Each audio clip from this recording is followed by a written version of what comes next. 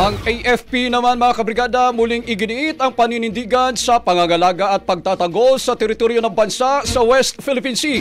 Brigada Kath Austria, ibrigada mo! Brigada Live Report! Matibay ang paninindigan ng Armed Forces of the Philippines sa pangangalaga ng soberenya ng bansa kasabay ng pagsuporta kay Pangulong Ferdinand Marcos Jr. sa pagtatanggol sa teritoryo ng Pilipinas sa West Philippine Sea. Ayon kay AFP Chief of Staff General Romeo Browner Jr., hindi kailanman isusuko ng bansa ang kahit isang pulgada ng teritoryo nito laban sa anumang dayuhang puwersa.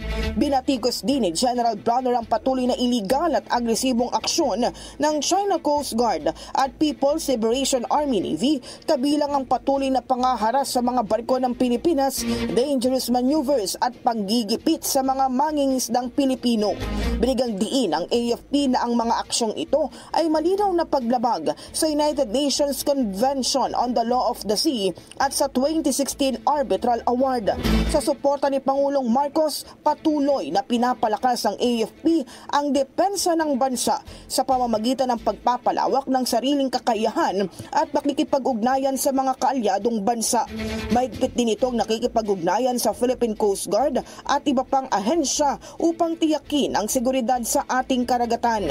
Sa huli, nanawagan ng AFP sa bawat Pilipino na magkaisa sa pagtatanggol sa West Philippine Sea. Kilalanin ang ating karagatan, ipaglaban ang ating mga karapatan at ipagtanggol ang ating kinabukasan. In the heart of changing lives, ito si Brigada Kath Austria ng 105.1 Brigada News sa Manila, the Music and News Authority. Brigada Balita Nationwide. Ang bahaging ito ay hatid sa atin ng Mom's Love ES1 Capsule. Simulang tuparin ang pangarap ng iyong anak. And starting now,